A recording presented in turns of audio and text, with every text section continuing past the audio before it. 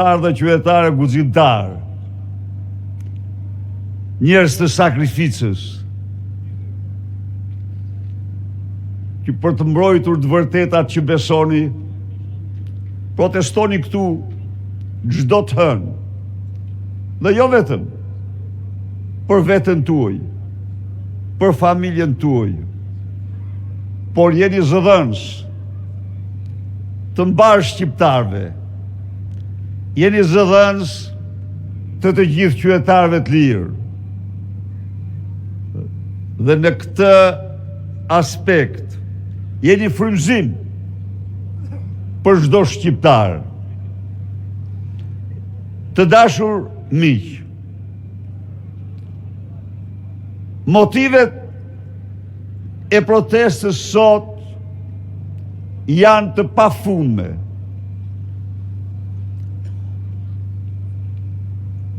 Qeveria ka humbur çdo legjitimitet. Ajo është frut i farsës elektorale, i shkelbimit mbi vullnetin tuaj, mbi votën tuaj. Ajo është frut i krimit monstruoz të përmasave europiane dhe botërore, karteleve më të zeza të drogës, që helmojnë çdo ditë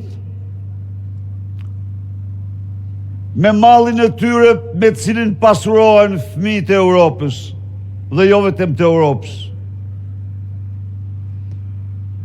Protesta është e ligjshme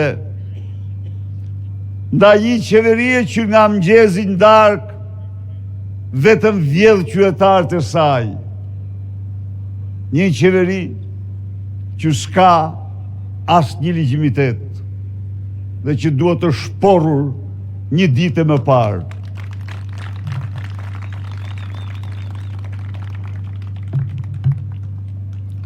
Protesta është e ligjshme, është jetike, kundër një qeverie e cila në 13 vite varfroi çdo vit e më shumë shqiptar. Në 13 vite ajo bëri që ata sot të jenë qytetarët më rrogult dhe në pensionet më të ulta në rajon. Ajo bëri me politika që vjedhje që bëri, që ata gjysmë e tyre të jenë në varfëri ose rrezik varfërie. Gjysmë e tyre të mos ushqejnë dot si duhet fëmijët e tyre. Protesta është e ligjshme ndaj një qeverie e cila në mënyrë të qetë, në një farë mënyre po shkreton këtë kombë sa asgjë tjetër në historinë e tij nga vitet 1300 gjërë sot. Po i largon shqiptarët nga Shqipëria. Por sonte ne jemi këtu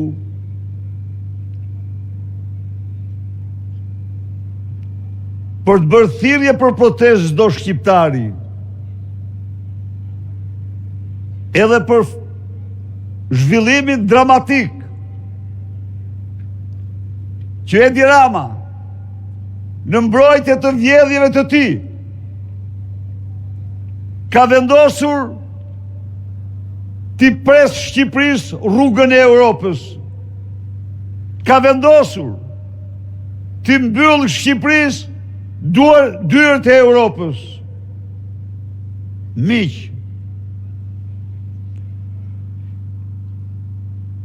2 ditë më parë ai u ftuat shkonte në Bruksel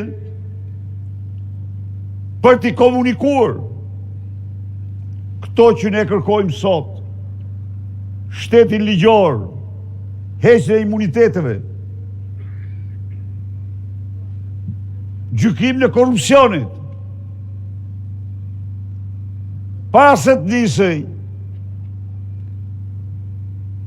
bashku me Lubin bën mbledhjen e grupit parlamentar. Dhe në një sfidë të hapur, në një sfidë që te i kalon çdo lloj standardi, i dërguan Europës mesazhin se integrimin e ndërpresim, por drejtësinë nuk e njohim. Miq, në Bruksel, Edi Rama do t'i transmetohej një mesazh: mos pengo drejtësinë, se ne të mbyllim derën. Ishte i thjesht. Sot të mëngjes, Edi Rama ju përgjigj: më mbyllni derën, se lkurën time nuk është as kurrë, se Lubin nuk e dorëzoj, sepse po të dorëzoj Lubin, duhet dorëzoj veten time. Pra, sonte çdo shqiptar ndodhet para këtij kërcënimi të tmerrshëm madhor. Edi Rama me vendimin e sotëm u tha shqiptarëve se integrimin e japim, por korrupsionin nuk e dorëzojmë. Por vetën tonë, lëkurën tonë nuk e dorëzojmë, lëkurën e tij. Në këtë kuadër, protestat tashmë janë jetike dhe vendimtare për të shpëtuar atë ëndër që nuk ishte vetëm e jona, nuk është vetëm e jona, nuk ishte vetëm e studentëve të viteve 90, po atë ëndër që ishte e formësuar nga rilindja jonë, të cilët për Shqipërinë parajs konsideronin ta shihnin zonjë midis kombëve tjera europiane.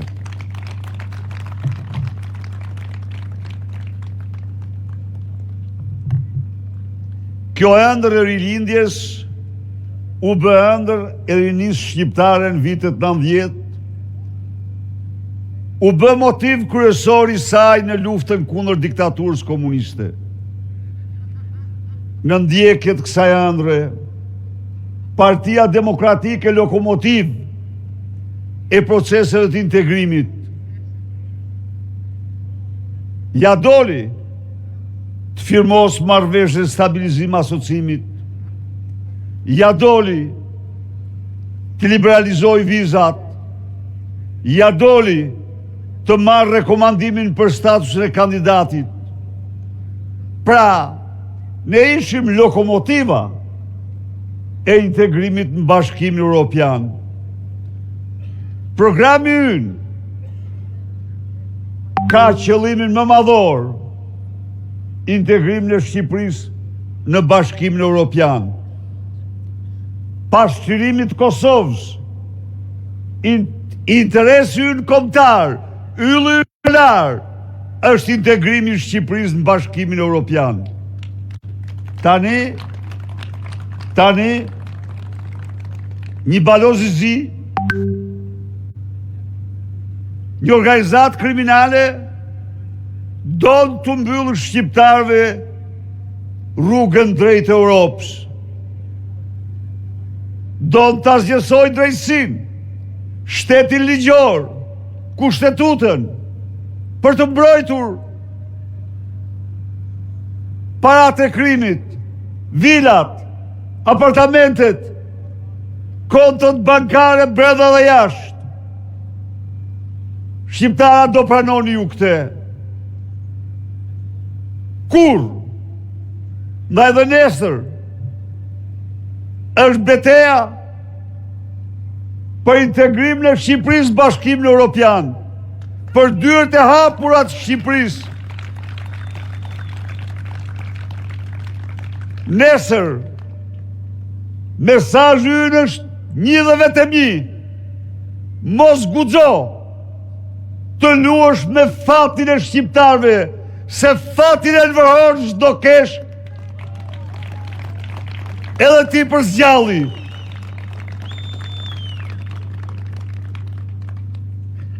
A ka krim më të shëmtuar se ky?